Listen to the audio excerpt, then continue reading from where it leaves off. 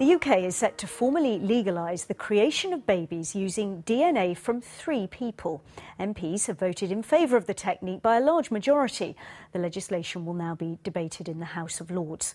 The procedure aims to try and stop devastating genetic diseases from being passed down the maternal line.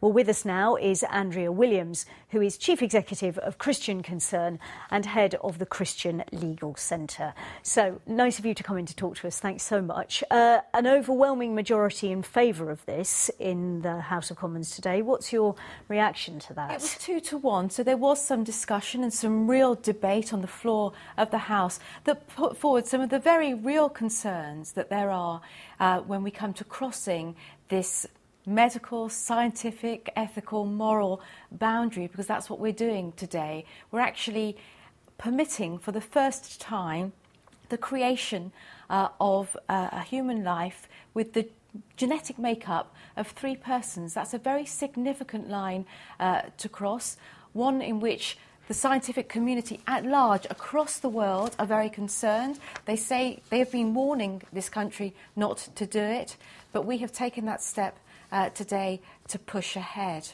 What is your particular concern? Well, I think that what we're looking at here, for instance, is we, of course, have immense compassion for those that have mitochondrial disease, for those that carry the mitochondrial disease and face this. And we want to see science and medicine working to eliminate it. But actually what is happening here is that first of all, there are 2 techniques that may be involved with regard to producing a mitochondrial-free embryo.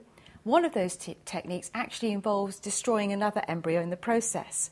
So there's a sense in which you destroy one life in order to get to a mitochondrial disease-free embryo. So that's already immediately there's a strong ethical dilemma there. But even if you push that aside, and we get to the point of having an embryo that can be born mitochondrial-free, free of mitochondrial disease, what we, in fact, are doing there is importing into the embryo some donor mitochondria, and that mitochondria changes the DNA, or is part of the DNA of the person that will be born. But it's not the DNA that determines who you are, is it? Well, yes, it is. You see, this is the point. In some ways, the scientists are unsure about exactly the impact of the mitochondrial DNA.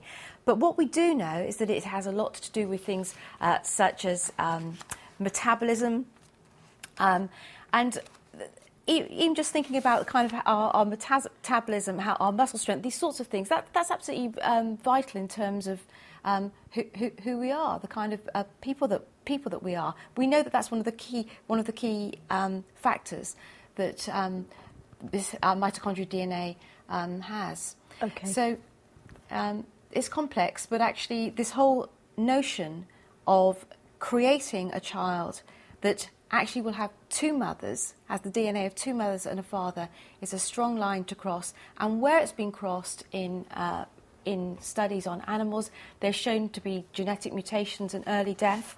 And certainly Professor Dr. Ted Morrow of Sussex University has warned very strongly against it because of the studies that he has done.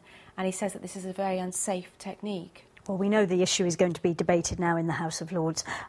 Andrea Williams, we've got to leave it there, but thanks so much for coming in to talk to us. We appreciate it. Thank you.